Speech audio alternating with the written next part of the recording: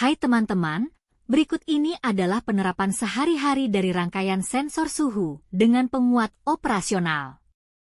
Contoh yang pertama adalah pada pengendali suhu seperti pada AC atau pemanas ruangan.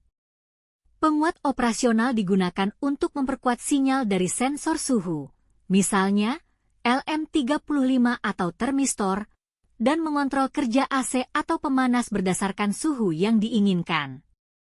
Pada perangkat elektronik pun juga diterapkan sensor suhu dengan penguat operasional. Misalnya, pada smartphone yang sering kita gunakan, sensor suhu dan penguat operasional bekerja memantau suhu baterai dan mencegah overheating selama pengisian daya atau penggunaan berat.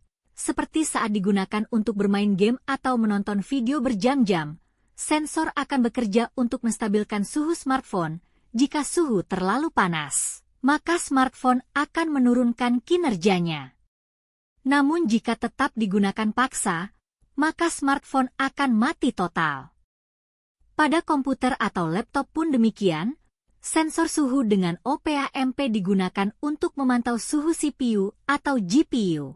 Jika suhu melebihi ambang batas, kipas pendingin diaktifkan untuk mendinginkan perangkat. Selanjutnya, digunakan juga pada peralatan rumah tangga. Contohnya, pada pemanas air dan oven elektrik, rangkaian bekerja untuk mengatur dan memantau suhu sesuai kebutuhan. Pada rice cooker, saat memasak nasi suhu dikontrol supaya mencapai kematangan yang sempurna. Lalu pada kulkas, sensor suhu dengan penguat operasional membantu mengontrol suhu dalam kompartemen pendingin dan freezer. Untuk contoh lebih lanjutnya, digunakan juga dalam mengatur suhu di rumah kaca untuk greenhouse monitoring agar tanaman tetap dalam kondisi optimal. Dalam sistem keamanan data center, penguat operasional bekerja memantau suhu ruangan untuk mencegah overheating server.